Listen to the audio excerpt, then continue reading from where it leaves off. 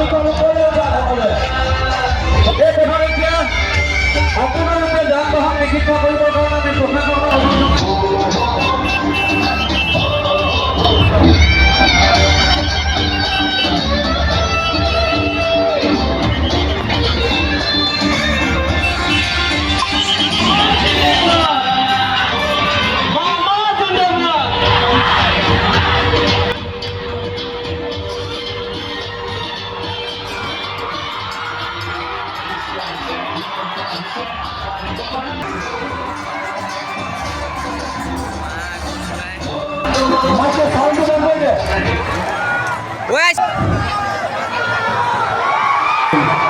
যিমান সন্মুখলৈকে আহিব পাৰে। ৰাজগড়ৰ খবৰ কেনেকুৱা? সকলোৰে খবৰ ভাল? প্ৰথমতে মই চিনাকি কৰি দিছোঁ দিলীপ শইকীয়া, ভাৰতীয় জনতা পাৰ্টীৰ ৰাজ্যিক সভাপতি। বিমল বৰাকো আৰু মই চিনাকি দিব লাগিব নেকি? ঠিক আছে। আজি যাত্ৰা আচলতে ফ্লেগখিনি অলপ নমাই দিব পাৰে। অনুগ্ৰহ কৰি ফ্লেগখিনি অকণমান নমাই দিয়ক যাতে সকলোৱে দেখা পায়। তলত দিব কিন্তু ধুনীয়াকৈ ৰাখিব। আপোনালোকো আহি যাওক আগত যিমান পাৰে। শ্ৰদ্ধা ৰাইজ, যোৱা 28 ফেব্ৰুৱাৰী তাৰিখে আমি আৰম্ভ কৰিছিলোঁ।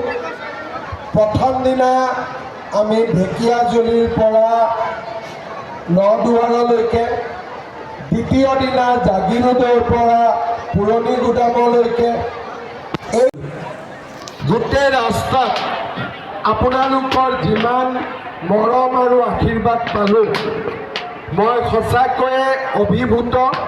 আৰু আপোনালোকক মই মোৰ অন্তৰৰ গভীৰতম কোণৰ পৰা ধন্যবাদ আৰু কৃতজ্ঞতা জনাইছোঁ।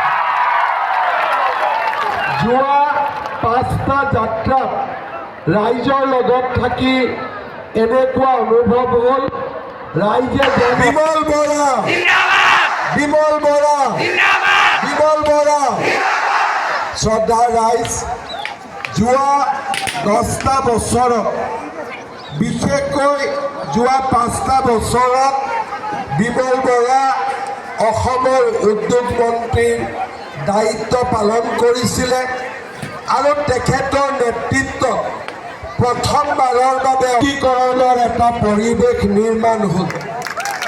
ইয়াৰ আগলৈকে ঔদ্যোগিকৰণৰ বাবে অসমক জনা নগৈছিল, কিন্তু যোৱা 5 বছৰত বিমল বৰা ডাঙৰীয়াই দেশৰ ঔদ্যোগিক মানচিত্ৰত অসমক সজোৰে প্ৰতিষ্ঠা কৰিলে। আজি এই প্ৰচেষ্টাৰ বাবে জাগিৰোডত পেপাৰ মিল, নুমলীগড়ত ব্যাপক উদ্যোগীকৰণ, নাহৰকটীয়াত আমাৰ AVCL, জাগিৰোডত ছেমিকণ্ডাক্টৰ, নলবাৰীত পেপচি, আজি চাৰিওফালে ধুবুৰীত থাৰ্মেল পাৱাৰ প্লেণ্ট, প্ৰায় 3 লাখ কোটি টকাৰ বিনিয়োগ। আজি বিমল বৰা ডাঙৰীয়াৰ নেতৃত্বত যি ধৰণে কাম কাজ আৰম্ভ হৈছে, মই বিশ্বাস কৰোঁ অহা 5টা বছৰত অসমৰ যুৱক যুৱতীৰ উভতনি যাত্ৰা আমাৰ ৰাজ্যলৈ আৰম্ভ হ'ব। যোৱা 5 বছৰত আমি 1 লাখ ল'ৰা ছোৱালীক চাকৰি দিম বুলি কৈছিলোঁ। 1.5 লাখ ল'ৰা ছোৱালীক আমি চাকৰি দিলোঁ। এইবাৰ আমি নতুনকৈ আপোনালোকক প্ৰতিশ্ৰুতি দিছোঁ যে 2 লাখ ল'ৰা ছোৱালীক আকৌ আমি চৰকাৰী চাকৰি দিম। 1 লাখ কওঁতে 1.5 লাখ হ'ল, 2 লাখ কওঁতে কিমান হয় আগলৈকে মই নাজানো, চেষ্টা চলি থাকিব। মহিলাসকলে 10,000 টকাকৈ পালে, অহাবাৰ মহিলাসকলে 25,000 টকাকৈ পাব। আত্মসংস্থাপনৰ বাবে এইবাৰ 1 লাখ ল'ৰা ছোৱালীয়ে 2 লাখ টকাকৈ পালে অহাবাৰ 10 লাখ ল'ৰা ছোৱালীক আমি 2 লাখকৈ টকা দিম বিনামূলীয়া চাউল হ'ল 100 টকাত আমি দালি চেনি আৰু নিমখ পালোঁ অহাবাৰ 100 টকা নালাগে বিনামূলীয়াকৈ দালি চেনি তেল আৰু নিমখ আমি পাব লাগিব আৰু নিযুত মইনা আঁচনি নিযুত বাবু আঁচনি আৰু অকল অহাবাৰ শিক্ষক শিক্ষয়িত্ৰীৰ কাৰণে আমি 70,000 চাকৰি খুলি দিম মাত্ৰ আপোনালোকে আমাক আশীৰ্বাদ কৰিব যোৱা 5টা বছৰত টিংখনত বহুত কাম হৈছে কিন্তু এটা সপোন যদি পূৰা হয় সি 10টা সপোনৰ জন্ম দিয়ে মই আকাশ চুব খোজো টিংখনেও আকাশ চুব খোজে আৰু সেইকাৰণে এইবাৰ আমি যিমান কাম কৰিলোঁ অহাবাৰ আমি টিং শ্ৰদ্ধা ৰাইজ আমাৰ একো নাই মানুহে কেতিয়াবা কয় যে মামা আপোনাৰ ভাগৰ নালাগে মই এটাই কথা কওঁ যে মই ৰাতিপুৱা এটা ডাঙৰ ভিটামিন খাওঁ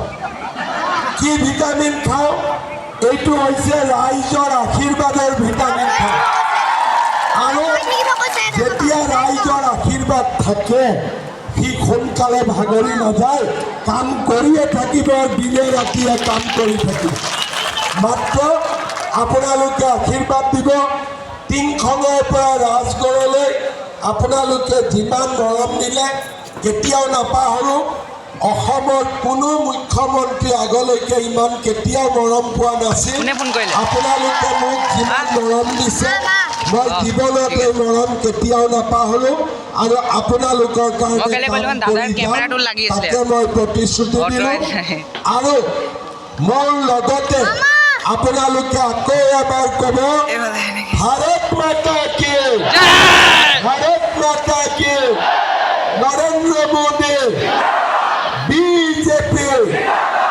বিজেপি জিন্দাবাদ দিলীপ শইকীয়া দিলীপ শইকীয়া সৰ্বানন্দ সোণোৱাল দিলীপ শইকীয়া সৰ্বানন্দ সোণোৱাল বিমল বৰা বিমল বৰা বিমল বৰা জয় আই অসম জয় আই অসম জয় আই অসম ভাৰত মাতা কি ভাৰত মাতা কি বহুত বহুত ধন্যবাদ আমি মৰাণলৈকে আগবাঢ়িম আপোনালোকৰ পৰা আজিলৈকে বিদায় লৈছোঁ ইলেকশ্যনত যদি সময়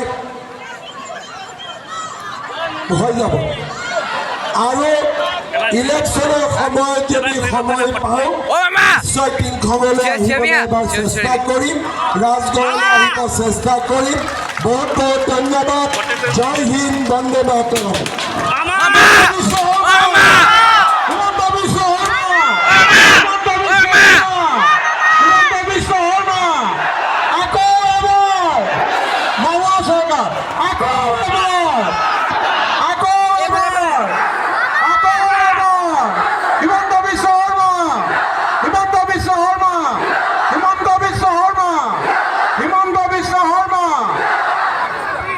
গানটো লগা